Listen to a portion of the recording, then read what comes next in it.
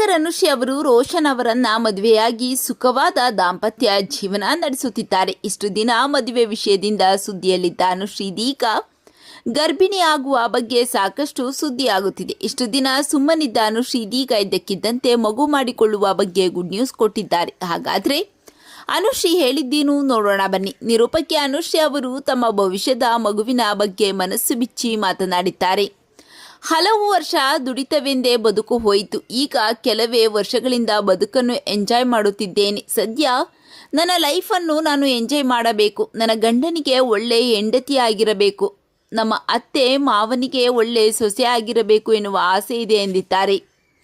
ಅನುಶ್ರೀ ಮಗು ಯಾವಾಗ, ಏನಾದರೂ ಪ್ಲಾನ್ ಇದೆಯಾ ಎನ್ನುವ ಪ್ರಶ್ನೆಗೆ ಮಾತನಾಡಿದ ಅನುಶ್ರೀ ಅವರು, ದೇವರು ಆಶೀರ್ವಾದ ಮಾಡಬೇಕು. ಮಗು ಮಾಡಿಕೊಳ್ಳಲು ನಾನು ಮತ್ತು ರೋಷನ್ ಇಬ್ಬರು ಸಂಪೂರ್ಣವಾಗಿ ತಯಾರಾಗಬೇಕು ಎಂದಿದ್ದಾರೆ. ಇದೇ ವೇಳೆ ನಮ್ಮ ಮಕ್ಕಳಿಗೆ ನಾವು ವಂಡರ್ಫುಲ್ ಪೇರೆಂಟ್ಸ್ ಆಗೋದು ಖಂಡಿತ. ಇದನ್ನು 100% ಆಗಿ ಹೇಳ್ತೇನೆ ಎಂದಿದ್ದಾರೆ ಅನುಶ್ರೀ. ಮಗು ಬಗ್ಗೆ ನನಗೂ ತುಂಬ ಆಸೆ ಇದೆ. ತಾಯಿಯಾಗುವುದು ಒಂದು ಸುಂದರ ಅನುಭವ ಎಂದಿದ್ದಾರೆ. ಅನುಶ್ರೀ ಅವರ ಮಾತಿನ ಬಗ್ಗೆ ನಿಮ್ಮ ಅನಿಸಿಕೆಗಳನ್ನು ಕಾಮೆಂಟ್ ಮಾಡಿ ತಿಳಿಸಿ.